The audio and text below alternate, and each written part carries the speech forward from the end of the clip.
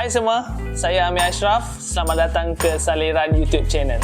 Hari ini saya ingin bercerita tentang sedikit tentang seamless pipe dan juga welded pipe.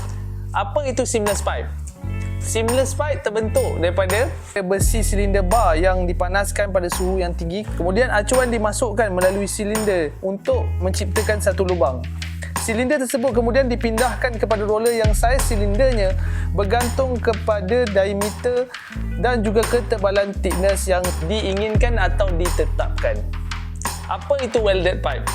Welded pipe itu terbentuk daripada kepingan besi kemudian dibentuk menjadi silinder. Arus elektrik kemudian dialirkan di antara kedua bahagian kepingan besi untuk memanaskan kepingan tersebut dari setiap penjuru. Ia kemudian digabungkan untuk membentuk satu cantuman yang kemas tanpa menggunakan bahan seperti welding filler. Kedua-dua jenis pipe ini menggunakan bahan yang biasa digunakan di dalam industri seperti stainless steel dan juga carbon steel. Material ataupun jenis pipe material ini bergantung kepada industri yang ingin diguna pakai.